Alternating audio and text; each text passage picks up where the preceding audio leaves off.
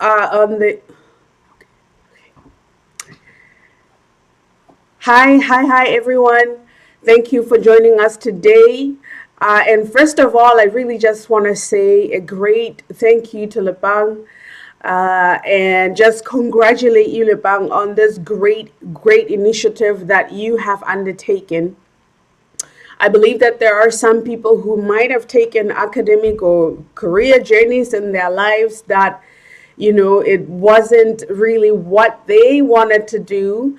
But just because maybe they lacked direction at the beginning, they took that direction. So it's really wonderful that you are doing what you're doing here to give young people a hand in in giving them direction in terms of their careers, in terms of securing scholarships and all that. And I believe with with all of the presentations that have already been done, people have been gleaning from that. So if you're online and if you're watching, please let us know. Let us know that you can hear us, so you can see us, so that we can get this ball rolling. All right, so my name is Bojosi Gamontle Phiri, and I'm going to be, I'll introduce myself formally later on in the presentation. I do have some slides, some PowerPoint slides that I'm going to be pulling up just to organize my thoughts, for this presentation. All right, so let's get started. So let me know if you can. Let's see. Okay, I'm going to share the slides. Okay.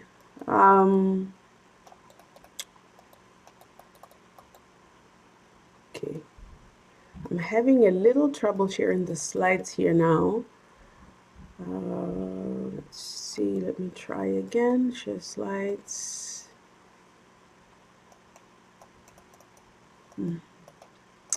Okay. Visible and watching from Tamara. Thank you, Brian, for that. I'm just trying to have my PowerPoint slides. I may just have to do without them now. Let's see. Okay. Oh, there they are. Okay. All right. So for today, this is going to be our agenda for our presentation. I will share a little bit about, put a scope and context around what I'll be presenting today. And I'll introduce myself and the reasons for this presentation. And then I'll get a little bit later on into how to really search for a scholarship. And, we'll get into just the basic tools of how to do that. All right, so to put a preface on this or disclaimer, there are many ways of securing a scholarship or going about looking for a scholarship. This is just one example, and this is a personal example of an example of my personal journey of searching for scholarships and funding and securing funding for graduate school. And the examples that I'll be using today will be from my field of health sciences, because that's the journey that I've gone through. And I also want to say that the booklet that I'm going to be talking about a couple of slides from now, that is scholarships for Africans, was written back in 2014, I think I published it then. And there are many things that have changed since then, and so there is going to be and also that it was written way back, so there will be things that may not be applicable for now, given that there's a recession going on and all those things, but you would still be able to glean from it and from the examples that we share today, and use those tools in your own personal journey. And I wanted to finish the slide by saying that you determine your own academic or professional journey. Granted, there are socioeconomic factors, inequalities, and all of those things that can prevent people from reaching where they want to reach. But I do want to say that at the end of the day, you have to keep it at the back of your mind that you have that power and that determination to determine where you want to go. As a way of introduction, my name is Bojosi Gamontle Phiri. I was born and raised in Botswana, though I currently live in Canada with my family. So back in 1998, I got a scholarship from Botswana government, and I know that there are many of us who have gotten that route, and so we express our gratitude for that. And then I got a master's in public health, master's of public health with a concentration in environmental and occupational health. And that particular funding or scholarship, with the help of many people, I might add, I was able to secure that scholarship for myself with the help of my networks. And then I have a PhD from the University of British Columbia here in Canada. That scholarship, that funding as well, with the help of many people, I was able to secure that funding. And so today I'll be giving you examples, based on those scholarships that I was able to secure for myself with the help of many people. And I do want to say that what I expressed today doesn't in any way reflect the views of my employer. These are solely my views regarding what I'm presenting today.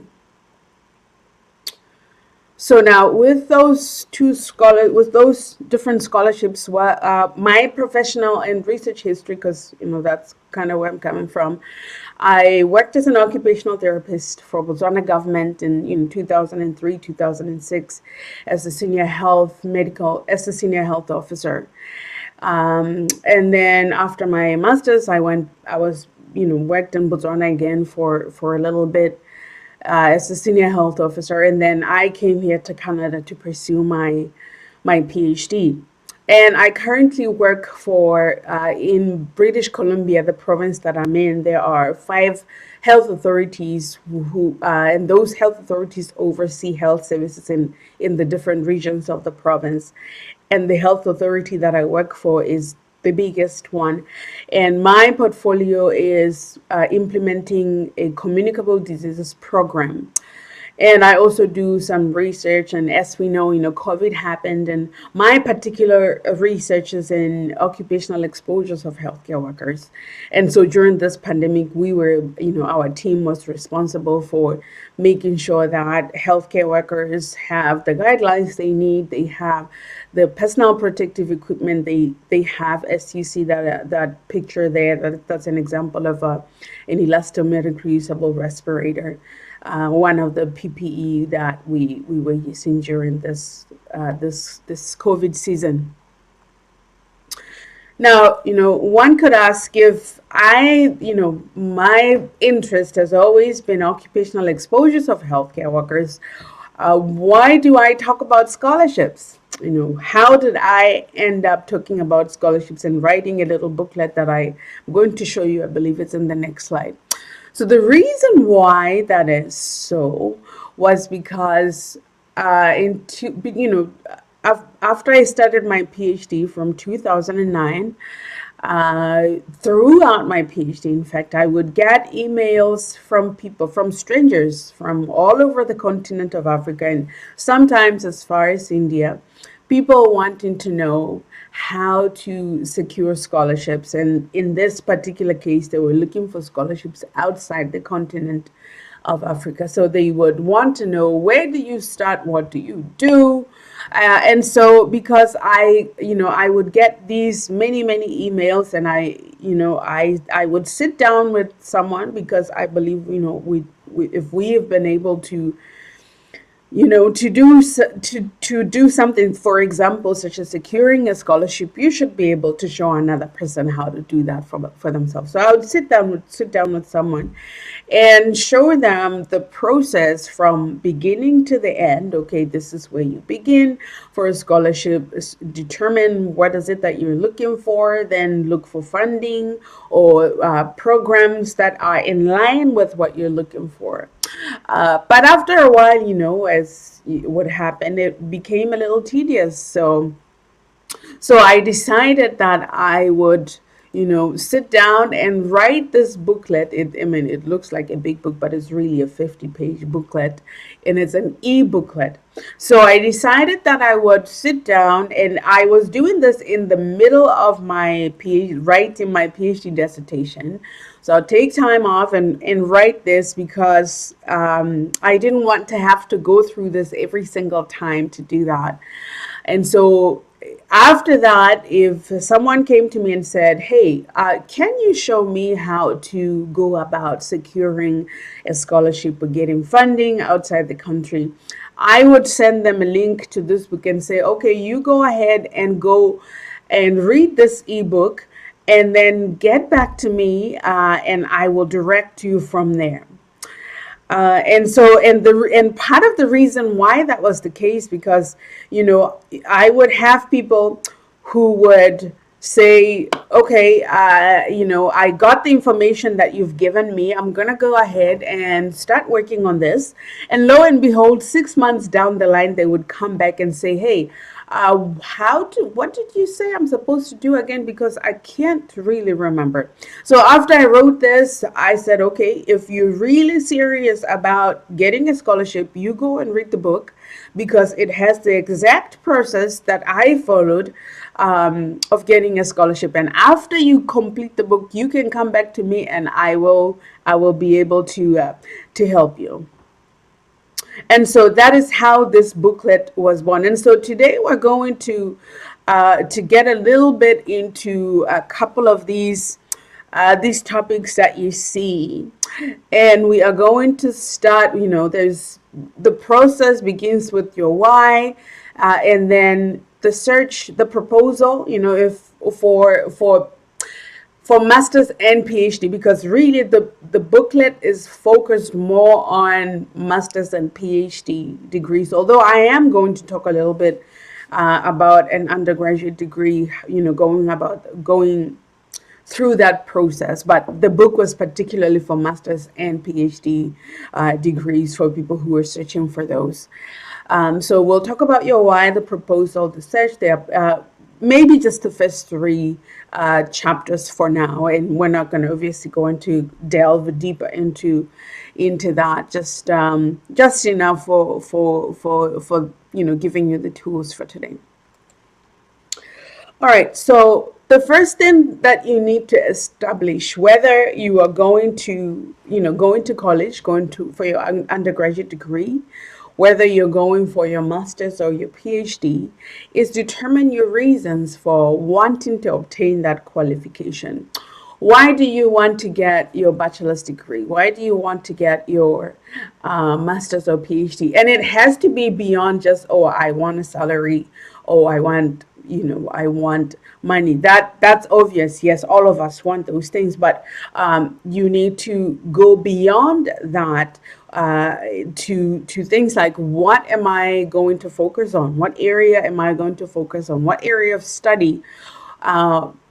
What field of study? Is it going to be marketable by the time I complete my degree? And then also, are you going to be able to complete your studies, right? And so for masters, especially for PhD, it's a really strenuous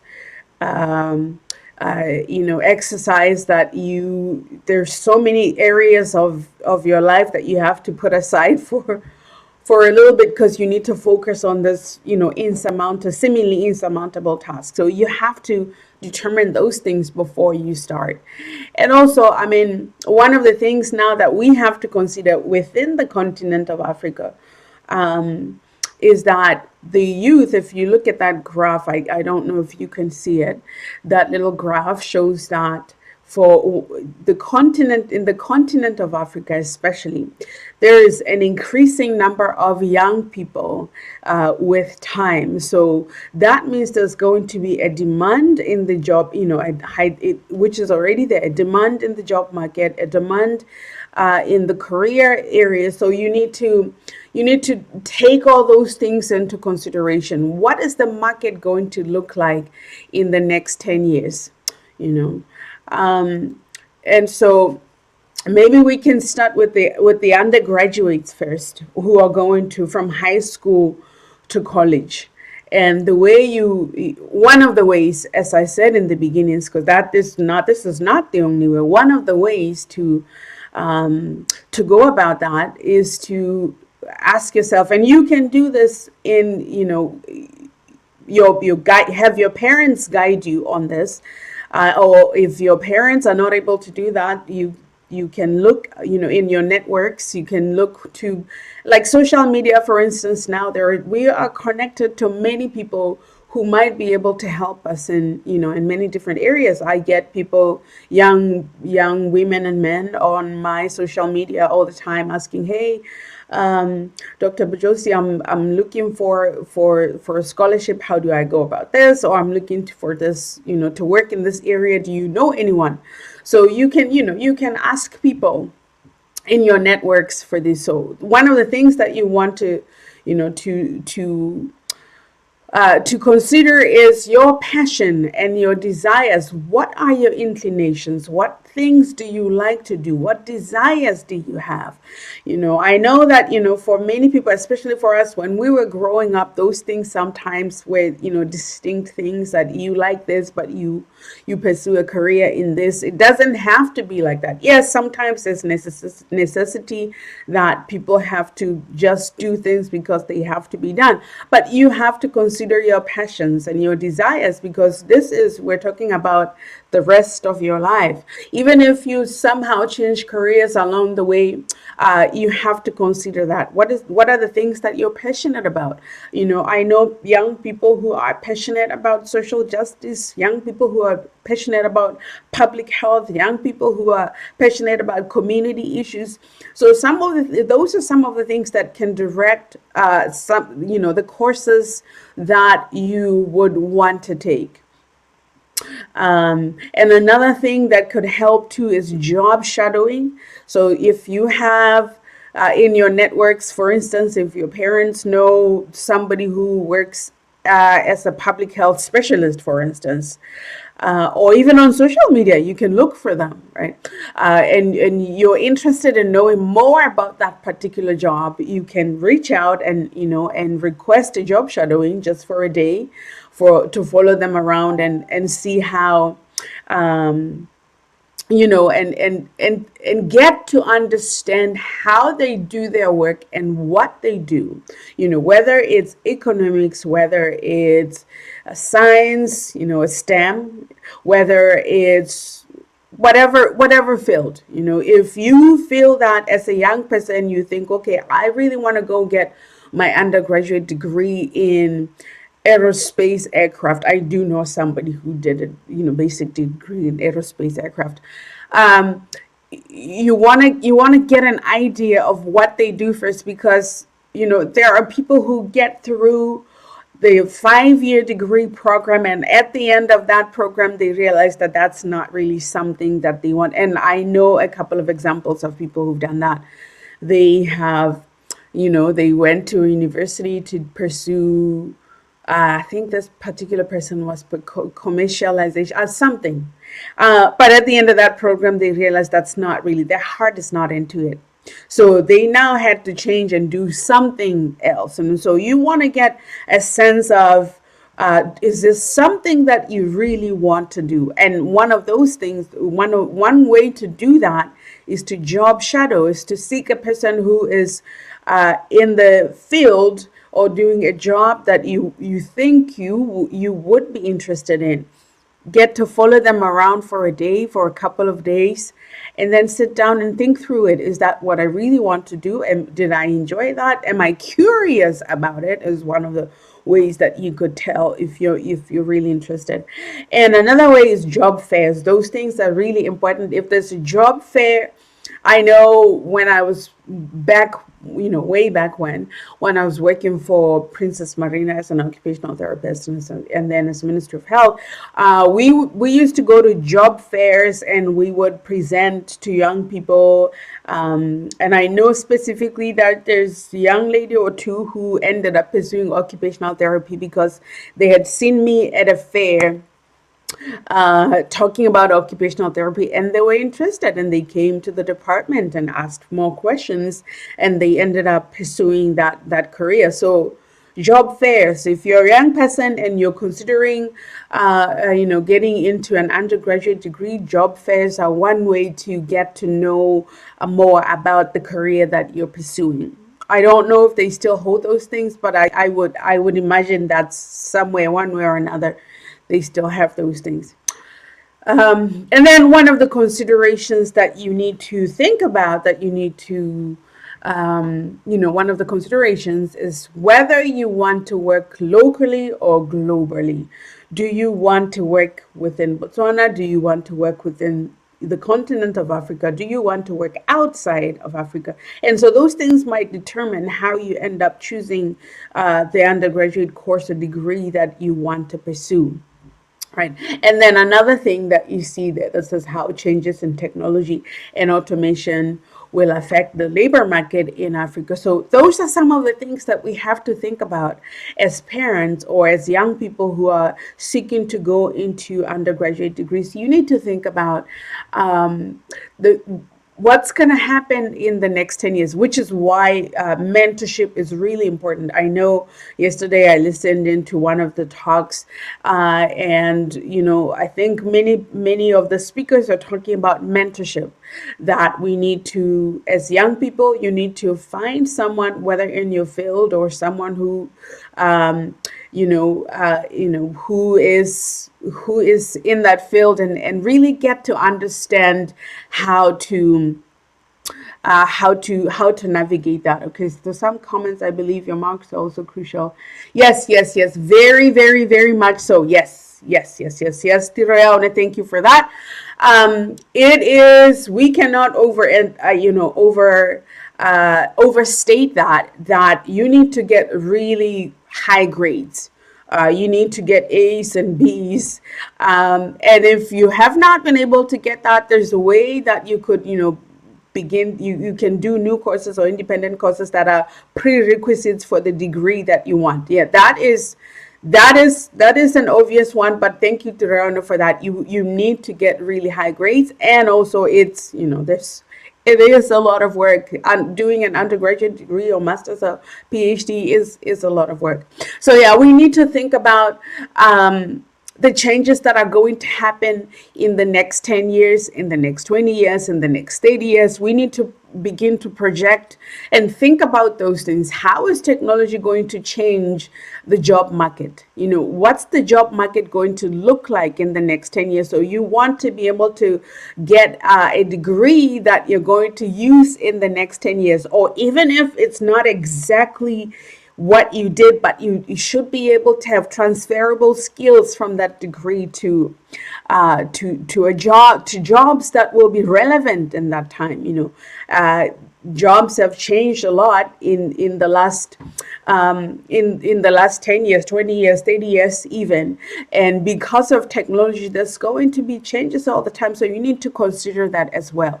Is the book available online for purchase or download? Yes, the book is online for a little fee. I think it's about $5 or something. I will leave the link at the end of the presentation for people who would want to buy it. But as I said, I wrote this book in 2014. There's been changes, but you can still get some principles from the book. I will leave the link in the comment section after the presentation. All right. So now for those people who would want to pursue a master's or a PhD, If you're looking for a scholarship, these are some of the things that you need to consider.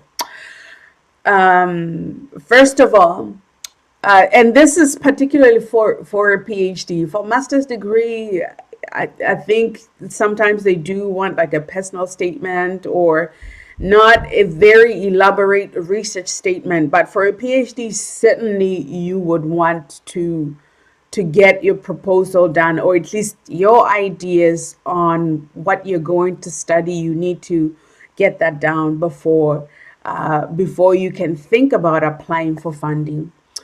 And again, it's very crucial. That is very important that you need to get high grades, and in whether it's an undergraduate, whether it's in high school, if you're going to look for an undergraduate degree, if you're going for your master's, you need to get really, really high grades, and so that means you need to study really hard for you to be able to get funding.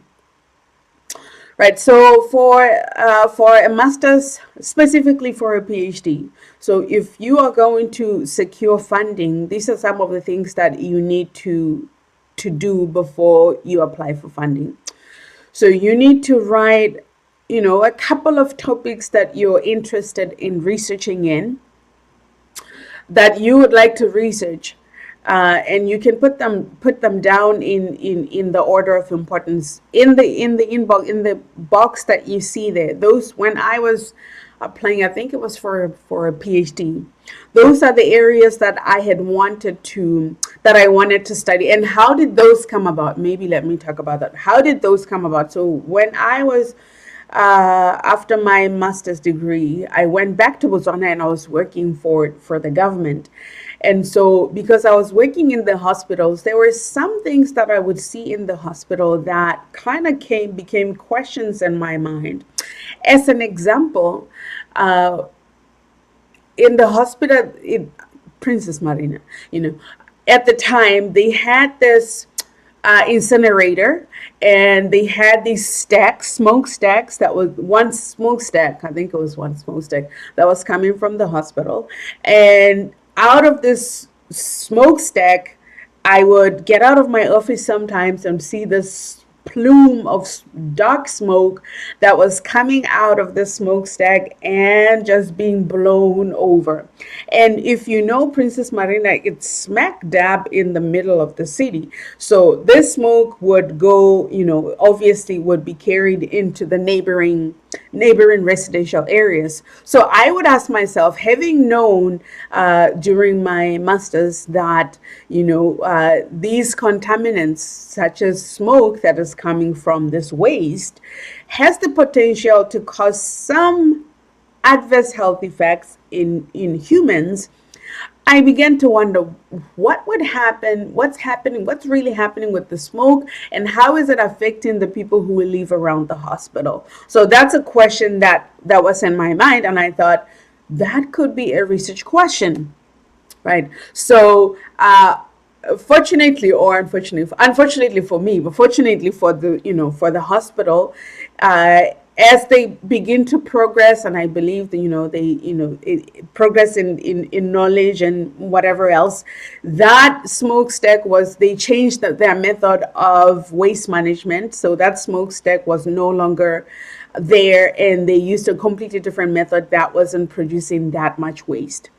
And so this is when I say think about how what you're learning is going to be useful in the next couple of years, in 10 years, 20 years, 5 years, 10 years, 20 years, 30 years from now.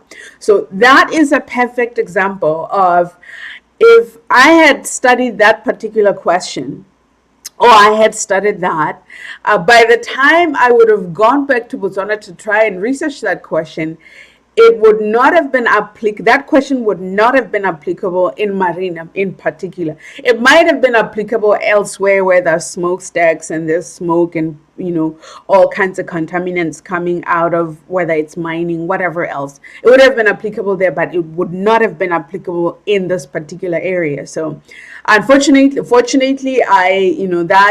I didn't find anyone who would supervise me who was interested in that. So I ended up actually doing the last the last question, which is about TB exposures, tuberculosis exposures in healthcare workers. And so that's why you need to think about the research that you really want to do. And then, you write down your research questions, your research areas that you want to, that you're curious about, that are linked to what you have done before, because they can't just come out of a vacuum. They're going to come out of what you have already studied, So, and so then you need to come up with the objectives. And then one of the things you can do is get into Google Scholar. There are many open access journal articles these days. So, and I know that there's a lot more research, publications that are still locked beyond, paywalls. And you have to, if you're not part of an institution, it's very expensive to get that journal article. But there are a lot of open access journal articles, publications on Google Scholar. So if you get into Google Scholar, you have your topics that you want to research, you get into Google Scholar and come up with keywords that are, particular to that research area that you want to get into Google Scholar, and you can, and then you can get into Google Scholar, get some publications from there and read them and come up with a summary of a literature review that you have done in that area. And because here's the thing, when you are doing research, your research is going to be an answer to a gap in knowledge, right? So when you are doing your literature review, you are getting to understand more about the gaps in knowledge. You're getting to understand if what you want to pursue is really a gap in knowledge, because somebody might have already, researched that and written about it. So you want to know if what you want to pursue is going to really be useful to anyone. Right, and then you write your proposed methodology. We're not saying at this point you're not writing your dissertation yet. You're just writing the beginning. You're writing a proposal. This is to get you to think about what you're going to do in the future and to prepare you for it. And because as you're reading the literature, you are getting to understand, because you're reading in your field, you're getting to understand the methodologies that are used in that field. You're getting to understand the types of analysis that are used in that field, right? And so when you write your proposal, you can glean from other papers that you've written and use the similar methodologies and types of analysis. And then at the end also, you have to think about the significance of your research. Who is it going to benefit? Is it generalizable? If, for instance, I did research in Botswana, is it generalizable to other African countries that have, low and middle income countries, so to speak?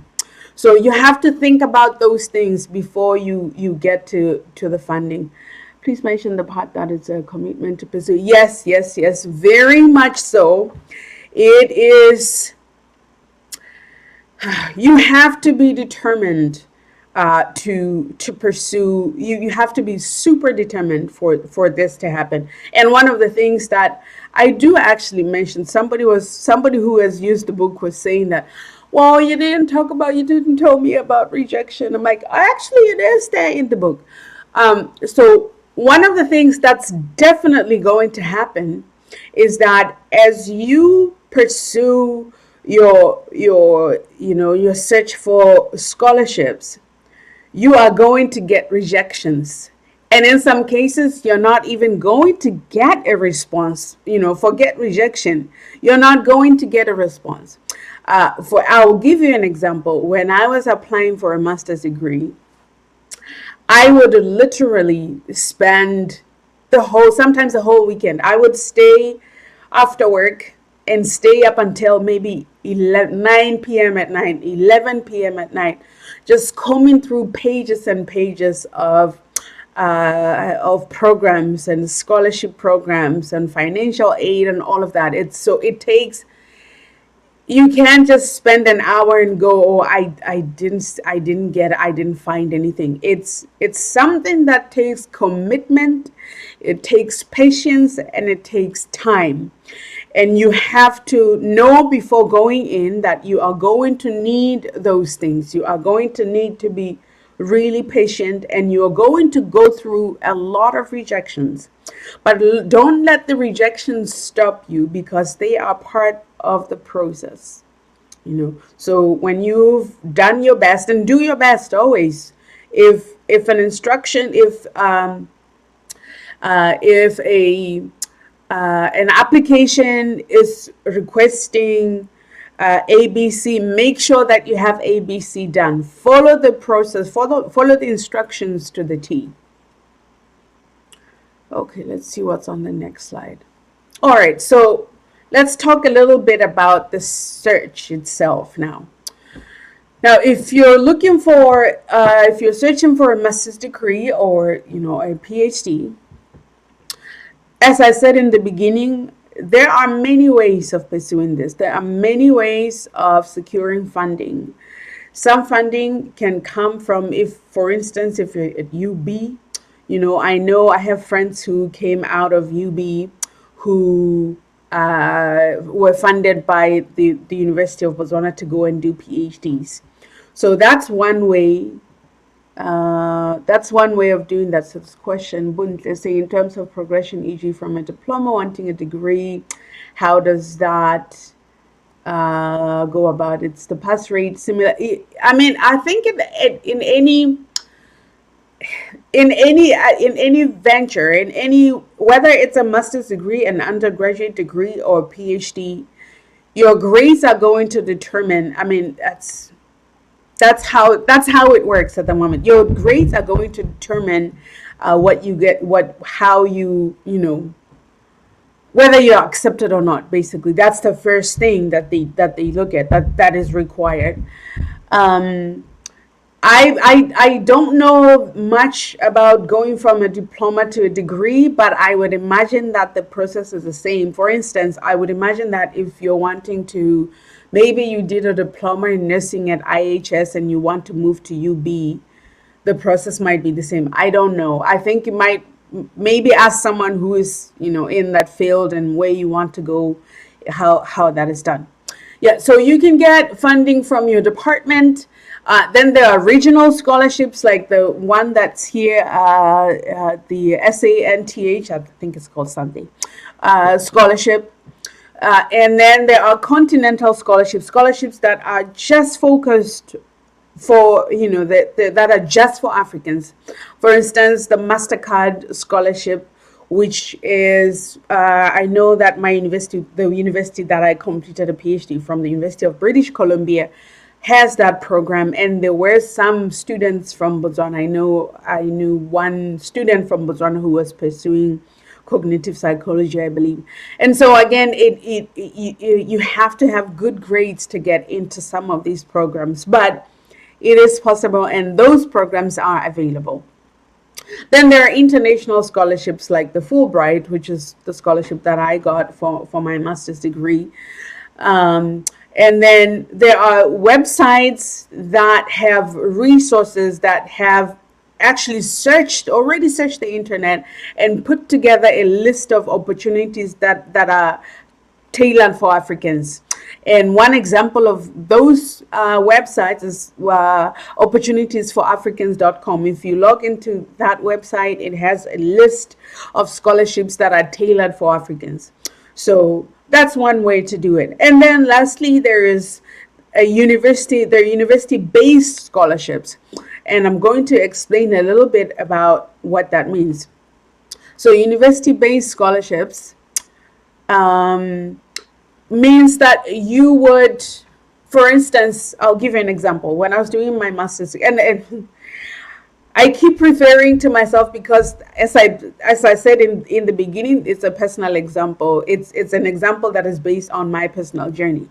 So when I was doing my master's degree in the U.S., my supervisor knew that I wanted to do to pursue a PhD, and so she said, there is a school, I applied to a couple of universities. One of my mentors said, oh, apply to the university that she had been in, which was University of North Carolina.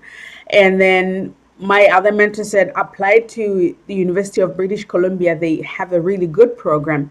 And so when you know that a university has a program that you want to pursue, let's say, just as an example, let's use this example here, right? So this Mosimanegape Mokomadithare, which is a fictitious name. I don't know anybody named this. If there's actually a person like with this name, sorry about that. Mosimanegape has an MSc in Environmental Sciences from BUST. And he has a GPA of 3.8. A GPA, grade point average, is a system that is used here in North America. I think it's out of 4, out of 5, depending on university. So he has a really good grade. He has good grades, in other words. And so he has a background in environmental sciences. He's interested in a PhD in forestry management. And he came to me and said, hey, I heard that the University of British Columbia has a really good forestry program. Can you tell me more about that? And then I send him the link, and he goes to the program, to the forestry page website at UBC. So one of the things that you could do is, if you're looking for funding, if you're looking for a scholarship in a particular area, you ask your networks. As I said, social media, there are so many great ways that social media has amplified our lives. You are connected on social media to many people who are in fields that you might be interested in, and you can approach those people and ask them questions.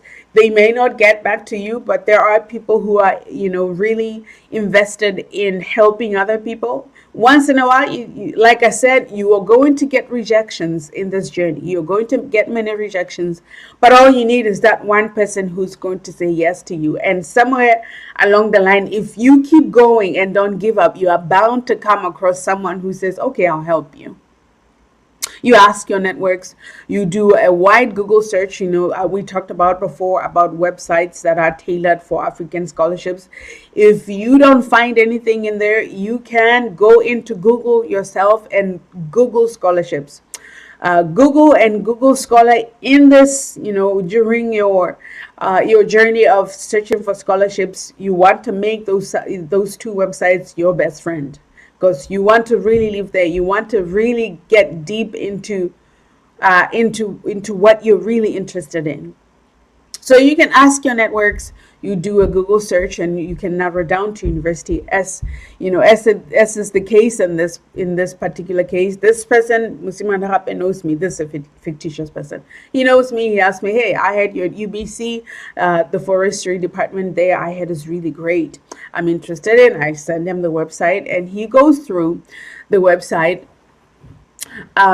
He goes through the forestry website at UBC, and he pages through, and he sees the reasons why. It says there, why do you choose a PhD in forestry? He's already interested in this.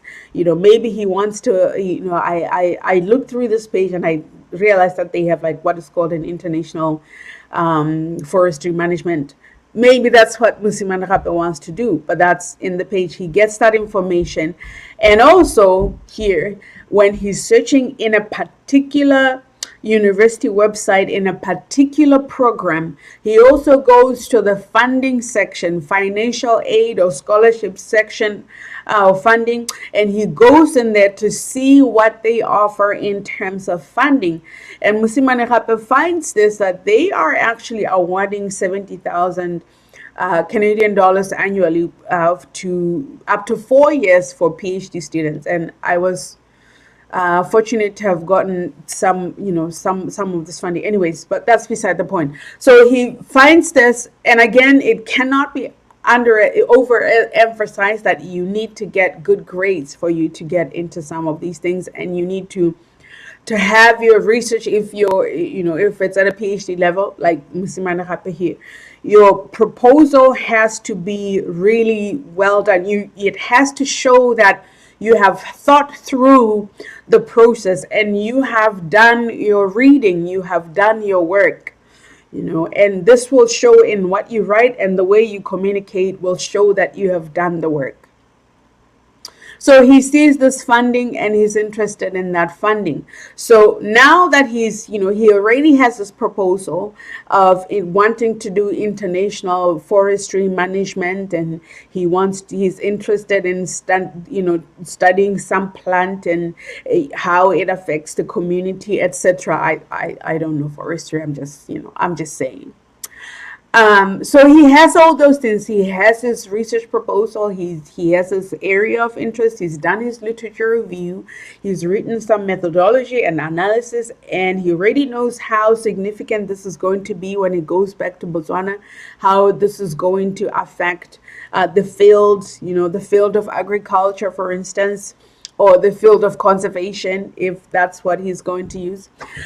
What he's going to use it in. So now he's in funding. So the next step then from here is he goes through the faculty profiles of the same website, and he goes through and sees the profiles of the faculty members in this department, and he reads what they have done, the research that they do, that they conduct. And then he locates one professor or one assistant professor, associate professor, whatever the case, who is doing research that is very similar to what he's doing. And so he reaches out to him and says, "Hey, Professor so-and-so, and I, if you've been on my page, you've seen this presentation before. One of the things that I emphasize here is the way that we communicate to people when we are asking them for help.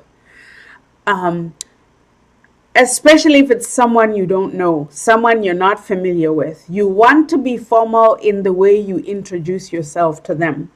You don't want to be casual and say, 'Hey, Michael, Michael, I saw this, in your field. Can you help me? Can you help a brother out?'" You want to be formal in the way you present yourself. So you want to address them as, "Hey, Professor so-and-so, dear Professor so-and-so, I read your faculty profile, and I even read some of your research that you've done in the field, and I thought ABC about the research that you've done. I'm really interested in pursuing a PhD in your department, and I found that my research is similar to yours. Would it be possible for you to be my mentor or be my advisor or be my PhD supervisor, whatever the case may be?" Because for PhDs in particular, I think it's different from masters. For PhDs in particular, you have to have an advisor for you to get into the program. Somebody has to commit to being your advisor. So you approach this person and you let them know that you're interested. You can even send them your proposal and say, "This is what I've done so far." And that's another thing too. When you approach people, even at graduate level or diploma buntle, at whatever level, if you are approaching someone asking for their assistance, you want to show them that you are committed to the process, that you are committed to what it is that you say you want to do. So you want to show them that you have done the work. This is what I've done. I have done this research proposal. I've read ABC, and this are my thoughts about that. Could you help me with this next step? Right? So you are likely to get help if you do that, because someone who doesn't know you especially can see that you are serious about what you're saying you want to do, and you are committed to what you say you want to do. Right? So you don't just want to, I say this because I've seen it happen. You don't want to just get into somebody's inbox and say, "Hey, can you one of the things that I get sometimes is, "Hey, can you search for a scholarship for me to go and do ABC. No one is going to do that for you. And I want to say this, that nobody is going to do more for you than you're going to do for yourself. Right? So, and I'm hoping that this is received in the way that I intended, that it's not meant to be like a put down or a knock down, but you have to really take your process very seriously. You have to show that you're committed to what you're saying you want to do for you to get to the next level. Right, so you want to show commitment in you reach out to this person, dear Professor so and so, I'm interested in this is what I've already done, and I was hoping that since your research is in the same area that you could help me with being my supervisor. Or if you know, sometimes you can say, if you know anyone else in the department that you think maybe might be suited to what I'm doing, please, can you connect them with me? So, there's no hard and fast rules, but those are some of the things that you could do. So in summary, if you are searching for a master's degree or a PhD, even undergraduate level, you need to think about the process before you start. You need to think about your why. Pre-application, you need to think about your why. Why are you wanting to pursue an undergraduate degree beyond just I want to get paid? Yes, that is part of it, but that can't be the only thing that you want to do. You want to ask yourself, why am I wanting to pursue the degree that I want to pursue? I know I've heard people wanting to get a PhD just because they want to be called doctor. I can tell you that by the time you finish, you really don't care whether it doesn't matter. I mean, of course, it's nice if people use that title, but by the time you finish, it's like, meh, whatever. So you need your reasons for wanting to pursue an undergraduate degree, master's degree, PhD have to go beyond I just want to get paid. It has to go beyond that. You have to think about, why do I want to pursue it? What is the job market going to be like in the next 10 years, the next 15 years, 20 years? Is this something that I want to do for the rest of my life? Yes, you can change along the way. There's always provisions for that, but you don't want to set yourself up for failure before you begin. So that's why you want to think ahead. That's why you want, networks. You want people who can help you process these things. That's why you need a mentor to help you along the way. Right. So those are some of the things you do pre-application. Think about why you want to pursue this degree. Is it going to be helpful to you, your family, your community, your country? What significance is it to you? How is the job market going to look like in the future? And then if you're a PhD, for instance, if you're looking for that, read through the faculty research, locate a faculty member with similar research interests, approach by email, express interest, complete application. Again, follow instructions. You have to follow instructions. If they say attach your transcript, get your transcript and send it. And then lastly, keep applying. As I said, you are going to get rejections over and over and over and over again. But don't be discouraged. You get a rejection today, that's okay. Get up, give yourself a few days to mourn it, then keep going. Keep going, keep applying, and keep getting guidance from people around you who can, who have been through this process, who know what it's like. And don't be discouraged. If you know that you have the prerequisites, you know that you have the grades, you know that you have the passion, you know that you have, the audacity, keep going. Keep going. So I think that's where I'll stop for now. I don't know if there are any more questions. I think I've already answered the questions that I see here. Yes, we already talked about the awareness. Okay, so we have to finish in maybe 10 minutes. You can give final comments. Okay, all right, so I am going to afterwards, because I'm using this one device here, I'm going to get the link to my book, and I'm going to drop it in the comment section. You can get it from there. And just my final comments are that, yeah, determine where you want to go and pursue that. Get people, mentors who can help you to in your process. Mentors are not there to do things for you. They're not there to manipulate you into doing something that you want. They are there to help you with what you want to do and to guide you in that regard. So I think I'm going to end it here.